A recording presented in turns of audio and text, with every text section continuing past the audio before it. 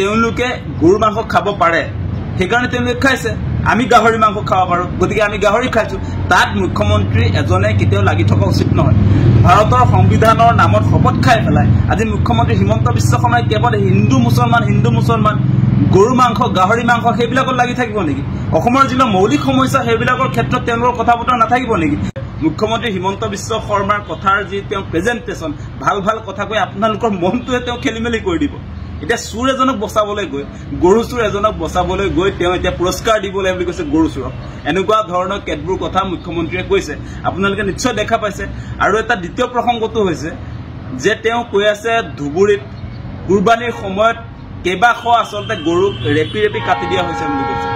আৰে কুৰবানীৰ সময়ত গৰু ৰেপি নাকাটি কি কৰিব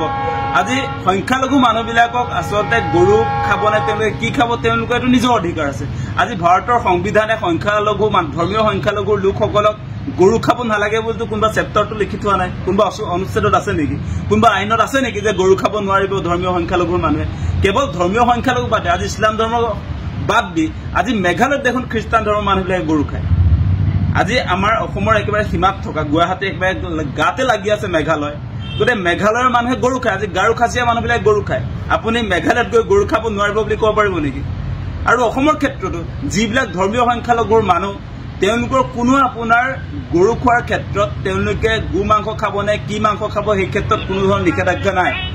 ৰাজহুৱা স্থানত নাখাব পাৰে কিন্তু তেওঁলোকৰ কুৰবানীৰ সময়ত বা ঈদৰ সময়ত এটো গৰু চলিবই কোনে কি খাই থাকক তাত কিন্তু মুখ্যমন্ত্ৰী এজনে সোমাব নালাগে আজি হিমন্ত বিশ্ব শৰ্মাক দেখিছো তেওঁ এতিয়া আপোনাৰ হিন্দু ধৰ্মৰ কিবা প্ৰবক্তাৰ নিচিনাকে ধৰ্মীয় গুৰুৰ নিচিনাকে আজি হিন্দু ধৰ্মৰ যেনেকে আপোনাৰ গু মাতা বুলি কোৱা হৈছে সেই গু মাতাটো আপোনাৰ আজি খ্ৰীষ্টান ধৰ্মত গু মাতা বুলি কয় নেকি আজি আমি গু মাতা বুলি নকওঁ আমি হিন্দু ধৰ্ম যদি আমি গু মাতা বুলি নকওঁ আজি আপোনাৰ এই ইছলাম ধৰ্মৰ মানুহবিলাকে গু মাতা বুলি নকয় গতিকে তেওঁলোকে গৰু মাংস খাব পাৰে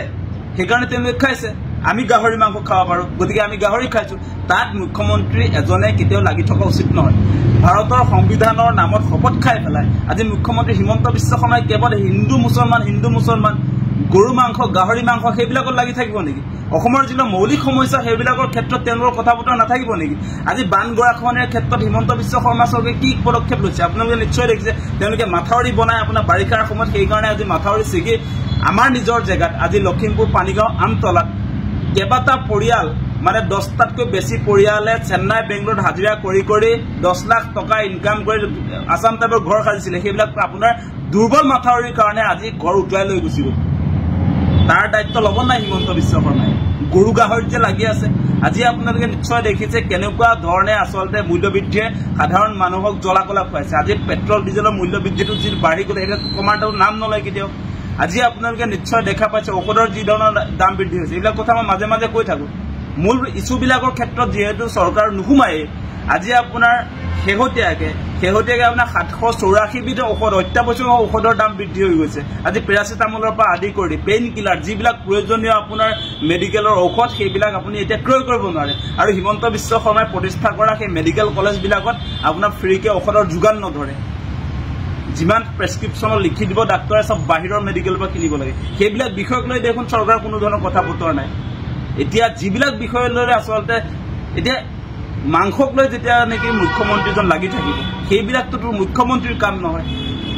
আজি আপোনাৰ মানুহৰ খাদ্যক লৈ মানুহৰ খোৱা বস্তুক লৈ কেতিয়াও মুখ্যমন্ত্ৰী এজন লাগি থাকিব নালাগে আসলতে আৰু গৰু মাংসৰ কথাটো মই কৈছো যে